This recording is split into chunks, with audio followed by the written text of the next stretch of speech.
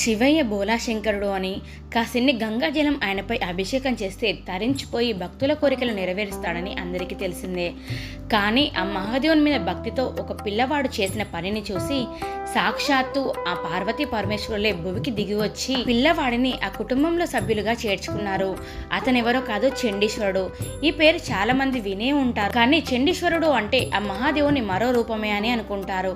కానీ చండీశ్వరుడు సాక్షాత్తు ఆ మహాదేవుని భక్తుడు. మరి మహాదేవుని మీద ఆ పిల్లవాడు ఎలాంటి భక్తి చూపించడం వల్ల మహాదేవుడు అంత ప్రసన్నమయ్యాడు అనేది ఈ వీడియోలో తెలుసుకుందాం. వీడియో అయితే పూర్తిగా చూడండి. నచ్చితే లైక్, షేర్ అండ్ సబ్స్క్రైబ్ చేసుకోండి. పక్కన బెల్ ఐకాన్ ఉంది కదా, అది క్లిక్ చేస్తే నేను వీడియో అప్లోడ్ చేసిన వెంటనే నోటిఫికేషన్ మీ వరకు ఈజీగా వచ్చేస్తుంది. నా పేరు శ్రావణి, మీరు చూస్తున్నారు అంతా శివోహం ఛానల్. ఒకానొకప్పుడు చిదంబర క్షేత్రంలో యచ్చిదత్తుడు అనే బ్రాహ్మణుడు ఉండేవాడు. ఆయనకు విచార శర్మ అనబడే కొడుకు ఉన్నాడు. ఆ కొడుకు వేదం నేర్చుకున్నాడు. ఆయన వేదంను చక్కగా సుస్వరంతో చదివేవాడు. ఎప్పుడూ స్వరం తప్పేవాడు కాదు. ఒకరోజు ఆవులను కాసే ఒక ఆయన ఆవును కొడుతూ తీసుకువస్తున్నాడు. అది చూసిన పిల్లవాడి మనసు బాధపడి, నేనే రేపటి నుండి ఈ ఆవులను కాస్తాను, నీవు ఈ ఆవులను కొట్టవద్దు, తీసుకొని వెళ్ళవద్దు అని చెప్పాడు. బ్రాహ్మణుడు బ్రహ్మచారి వేదం చదువుకున్నవాడు ఆవులను కాపాడితే మంచిదే కదా అని ఊళ్ళో ఉన్న వాళ్ళందరూ ఆవుల వెనకాల ఈ పిల్లవాడిని పంపించేవారు. ఈ పిల్లవాడు వేద మంత్రాలను చదువుకుంటూ వాటిని స్పృశించి వాటిని జాగ్రత్తగా కాపాడుతుండేవాడు. వేదంలో కొన్ని పన్నాలకు కొన్ని శక్తులు ఉంటాయి.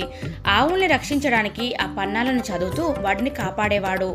ఆవులు సంతోషించి ఆ పిల్లవాడు కూర్చున్న చోటికి వచ్చి అతడు మంచినీళ్ళు తాగడానికి ఒక కుండ తెచ్చుకుంటే ఆ కుండలోనే పాలు విడిచిపెట్టేస్తుండేవి. రోజు ఇచ్చే పాల కన్నా ఎక్కువ పాలను ఇంటి దగ్గర ఇచ్చేవి. ఈ పిల్లవాడు ఆవులు ఎలాగో పాలు విడిచిపెడుతున్నాయి కదా, వాటిని అలాగే విడిచిపెట్టడం ఎందుకు, ఈ పాలతో శివాభిషేకం చేస్తే బాగుంటుంది కదా అని రుద్రం చదవడం కన్నా గొప్పది మరొకటి లేదు. అందుకే లోకమునందు సన్యసించిన వారు కూడా రుద్రాధ్యాయం చదవాలని రుద్రాధ్యాయం అంత గొప్పది. అది చదివితే పాపములు పటాపంచలైపోతాయి.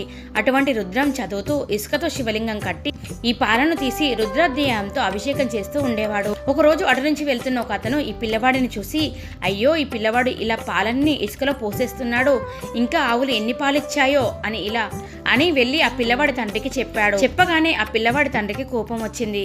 రేపు నేను చూస్తాను అని చెప్పి మరుసటి రోజున కొడుకు కన్నా ముందే బయలుదేరి అడవిలోకి వచ్చి ఆవులు మేసే చోట చెట్టెక్కి కూర్చున్నాడు. పూర్వకాలం క్రూర మృగాలు ఎక్కువ ఉండేవి, అందుకని కర్రగొడ్డలి కూడా తనతో తెచ్చుకొని చెట్టెక్కి కూర్చున్నాడు. కాసేపు అయింది. కొడుకు ఆవులను తీసుకొచ్చి అక్కడ ఆవులను విడిచిపెట్టాడు. ఆవులు అక్కడ మీద మేస్తున్నాయి. ఈయన మట్టి లింగం తయారు చేసి మట్టితోనే చుట్టుపక్కల శివాలయంగా నిర్మించాడు. తర్వాత చక్కగా ఈ ఆవులు తమంత తాముగా విడిచిపెట్టిన పాలతో రుద్రం చదువుతూ అభిషేకం చేసుకుంటున్నాడు. ఆయన మనసు ఈశ్వరుని యందు లయమైపోయింది. అతను పరవశించిపోతూ మట్టి లింగంను అభిషేకం చేస్తున్నాడు. అవును, అతడు చెప్పింది నిజమే. వీడు ఇసుకలో పాలు పోస్తున్నాడని దూరంగా చెట్టు మీద ఉన్న తండ్రి చెట్టు దిగి పరిగెత్తుకుంటూ వచ్చి పెద్ద కేకలు వేసి పిల్లాడిని భుజాల మీద కొట్టాడు. ఆ పిల్లవాడికి అసలు స్పృహ అనేది లేదు. అతడు అభిషేకం చేస్తూనే ఉన్నాడు. ఆ పిల్లవాడికి ఎలాంటి స్పందన లేకపోయేసరికి వాళ్ళ తండ్రికి కోపం వచ్చి అక్కడున్న మట్టి లింగాన్ని కాలితో తన్నాడు. అది చిన్న భిన్నమైంది. అప్పుడు ఆ పిల్లవాడికి స్పృహ వచ్చింది. ఆ తండ్రి వచ్చినప్పుడు అతను తీసుకొచ్చిన గొడ్డలి అక్కడే పెట్టాడు. ఈ పిల్లవాడు వచ్చినవాడు తండ్రియా లేక మరొకడా అని చూడలేదు. ఏ పాదం శివలింగంను తన్నిందో ఆ పాదం ఉండడానికి వీలు లేదని గొడ్డలి తీసి 2 కాళ్ళు నరుకుపోయేటట్లు విసిరాడు. తండ్రి 2 కాళ్ళు తొడల వరకు తెగిపోయాయి, కింద పడిపోయాయి, నెత్తుటి దారులు కారిపోతున్నాయి. కొడుకు చూశాడు. శివలింగమును తన్నినందుకు నీవి ఫలితం అనుభవించవలసిందే అన్నాడు. నెత్తురు కారి తండ్రి మరణించాడు.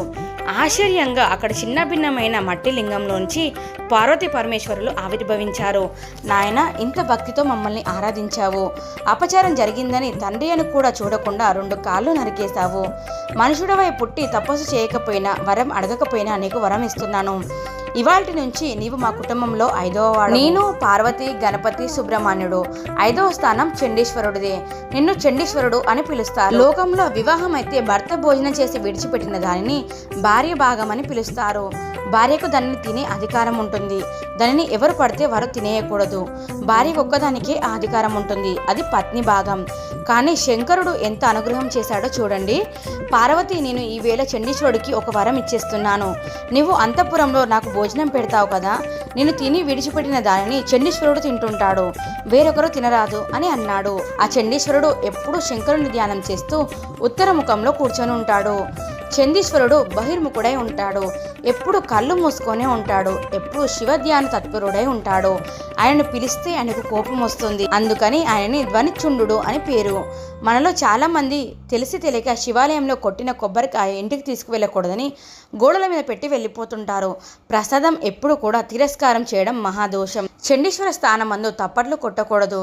చండీశ్వర వృత్తాంతం చిటిక చిన్నగా మాత్రమే వేయాలి. అంతా పరమపావనమైన స్థితికి చేరినవాడు చండీశ్వరుడు. ద్రవిడ దేశంలో శివాలయంలో ఊరేగింపు జరిగితే అక్కడ నందిని తీసుకువెళ్లరు. ఆ ఉత్సవాలలో చండీశ్వరుడే ఉంటాడు. పార్వతీ పరమేశ్వరులు, గణపతి, సుబ్రహ్మణ్యుడు, చండీశ్వరుడు ఈ ఐదింటిని ఊరేగింపుగా తీసుకువెళ్తారు.